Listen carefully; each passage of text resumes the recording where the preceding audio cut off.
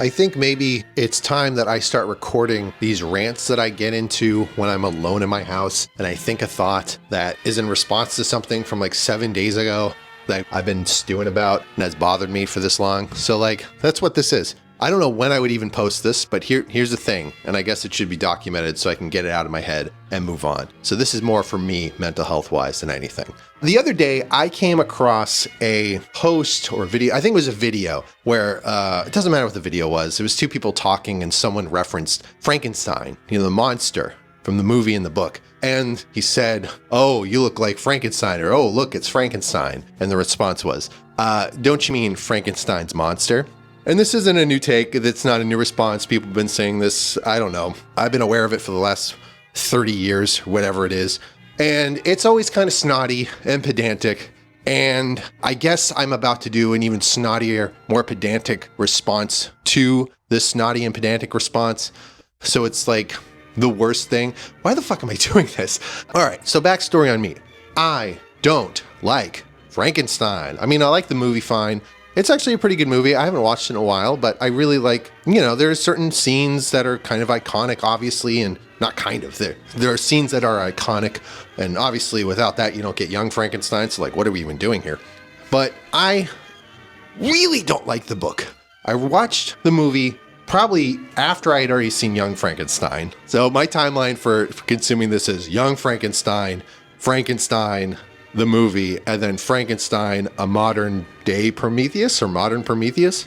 So I had a lot of stuff acquired from pop culture about what Frankenstein was, and that certainly colored my reading of the book. Acknowledged. I will also say it was the book we read first year in college as an English major, and it was used as a tool to teach us the different modes of literary criticism, the different ways that you could interpret a book or other piece of writing. Structuralism, formalism, deconstructionism, biographical criticism, feminist criticism, Marxist criticism, cultural criticism, all of that stuff waged on this one book, spending 3/4 of a semester going over and over and over again. Boy, I didn't like this book.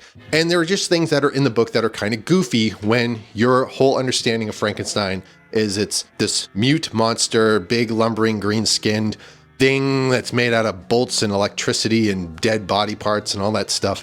Open a book. This monster is riding a dog sled in the Arctic. It's like, what? What is this shit? Granted, it came first. Shouldn't judge it that way. I'm just talking about my bias here.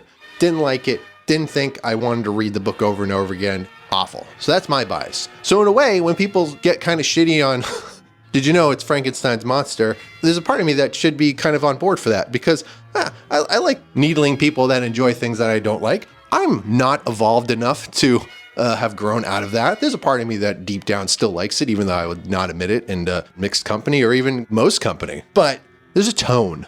Well, actually, if you read the book, would you believe it? Frankenstein is the name of Dr. Frankenstein. The monster isn't named. Oh. Also, there's that vibe from other people where they're just parroting the thing they've heard 100 times and they maybe have never seen the movie or read the book. So what are we doing here? But I'm more pedantic and snotty than everyone deep down. Just bottle it up until I have to say it into a mic. Why am I doing this? Anyway, here's why I think that whole argument is stupid. And not just because, like, who cares? Call a hot dog a sandwich, say pin number, whatever. We're in late stage capitalism. Everything's on fire all the time. Anyway, this is why that's horseshit.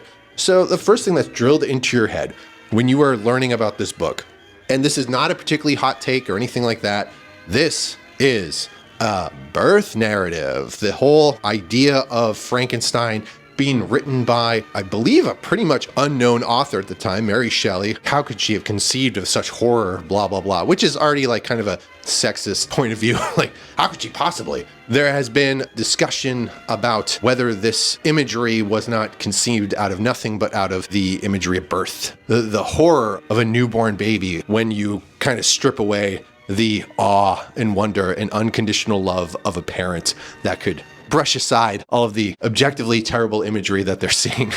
the blotchy skin, the jaundiced skin, because in the book, it's not a green lumbering figure with bolts in their neck. It's a jaundiced, bruised body. They don't even depict in the book how this creature was brought to life. There are no tubes and lightning bolts and weird laboratory electronics happen. No, it's none of that stuff. They don't talk about it at all.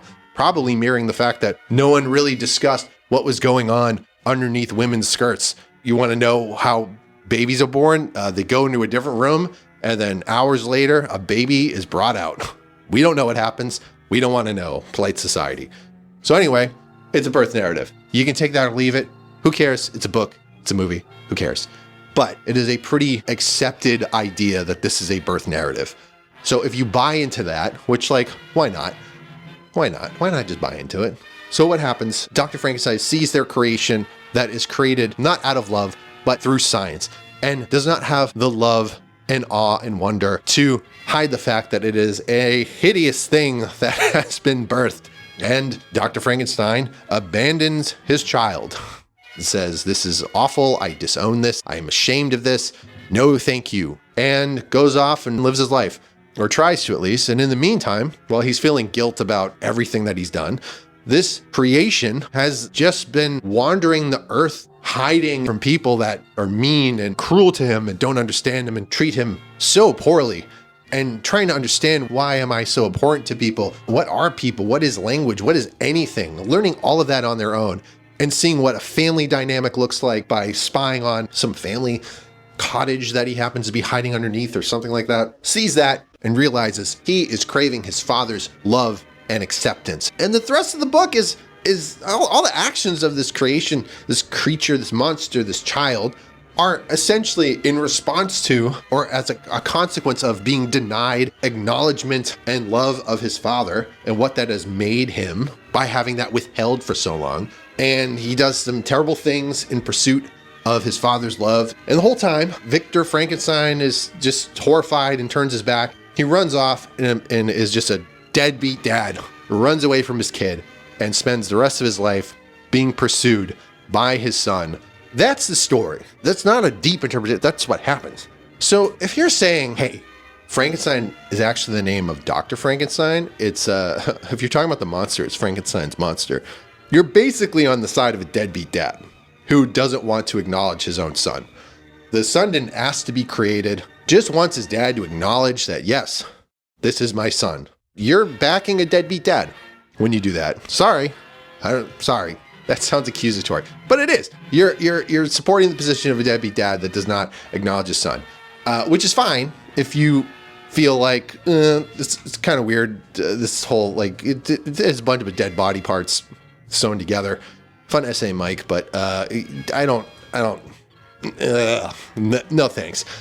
Fair enough. But you can't then say, hey, just so you know, you saying Frankenstein as if that's the name of the monster is just objectively, like, wrong and stupid or whatever. You're kind of missing the point of the story. The story is the son wants to be acknowledged as Victor Frankenstein's son. So he would want to be called Frankenstein. If anything, Frankenstein is a better name for the monster than the doctor, because who is a doctor? Dr. Frankenstein is, but it's not Dr. Frankenstein Smith or Dr. Frankenstein's Jones. It's Dr. Victor Frankenstein. And most times when you're referring to someone, you're referring to them by their first name, unless you're like, I don't know, there's certain people where they're just people that get the last name treatment. That's fine. And if Frankenstein is that for you, great. I would probably call him Victor. Anyway, he's got options.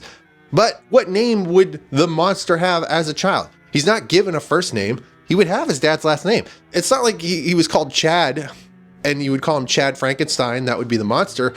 So his name is no first name Frankenstein or Frankenstein. So when you say Frankenstein, more likely than not, you should be referring to the so-called monster. That's his name. That's his name. It's like if you said Cher and someone that was like, oh, do you mean me, Dr. Bill Cher? Like, no, I mean Cher. I mean fucking Cher. Hey, Zendaya, do you mean me, Lord William Zendaya? No, I mean fucking Zendaya. The one who is only known by that one name. I don't know. In conclusion, I what does this mean about me? That I was bubbling with thoughts alone in my house when I thought about this comment that was made like a day or two ago, a week ago, whatever it was, and just thinking like how much I hate it, and I've hated it for so long. What does it mean about me? What does it mean? Am I the monster? Well, at the end of the day, I hope this was something for you, because I was going to say it was nothing for me, but like I feel a little bit lighter. Yeah, in conclusion, just call them whatever you want. Like, who cares? But if you're going to be pedantic about it, here's my pedantic retort. Anyway, new videos every Friday. I don't know why I said that. I can't like guarantee that. Love you all. I don't know who you are. I love the idea of you, and bye.